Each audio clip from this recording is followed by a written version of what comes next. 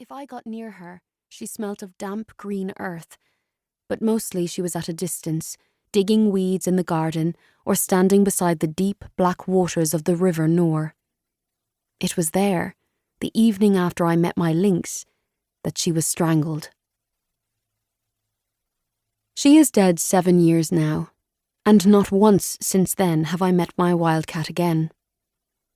These days, when I snatch a morning away from the warmth and labour of my father's workroom, I go in search of memories of her, or better yet, my wildcat, who I sense swallowed some part of my mother on her death, and now roams the forest in search of the daughter she has lost.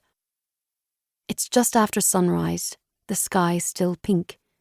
I drag my feet through the snow. Sheep scatter ahead, bleating with fright.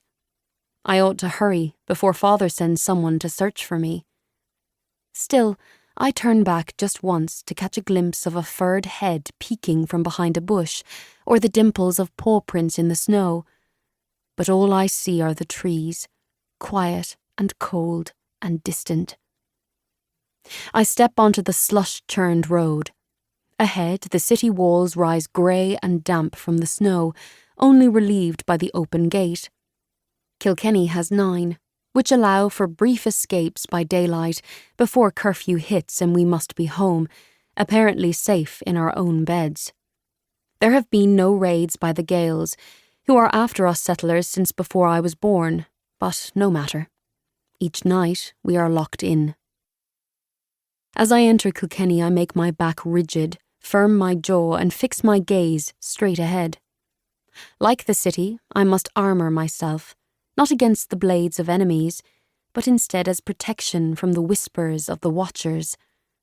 I am 16 years alone in this skin, and with each season, their hunger for me increases.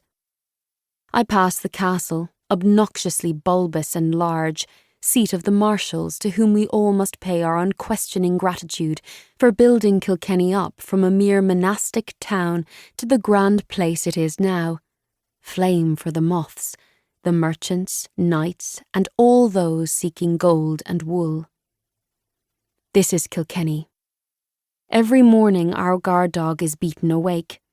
Every afternoon I watch the fish seller drag his cart of silver bodies, mackerel 2 pennies, salmon 12 pennies, a shark your soul. Standing outside the Cloth Merchants' Guild, my father's friends are wrapped in furs.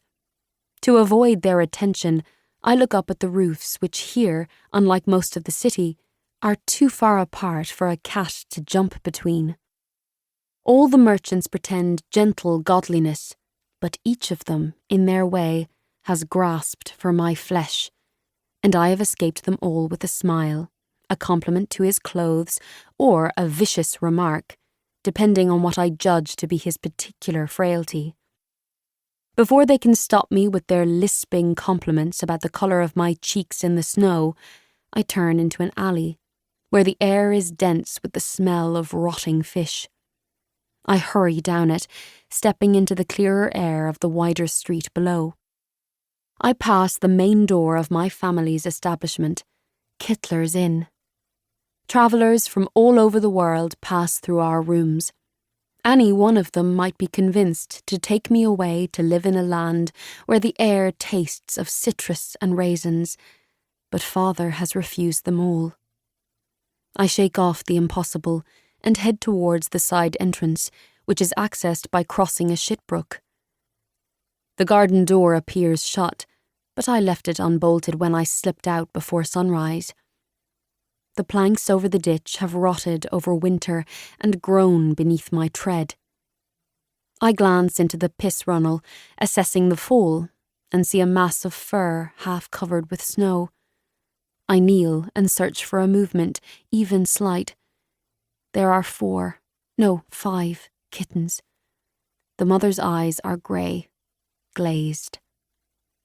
Alice Kittler. A bright, violent voice shatters the ice air. The space above me has shifted to make room for something new. Slowly I stand. A monk wearing a grey woolen tunic lounges in the arch of the wall, the door to the garden hanging open behind him.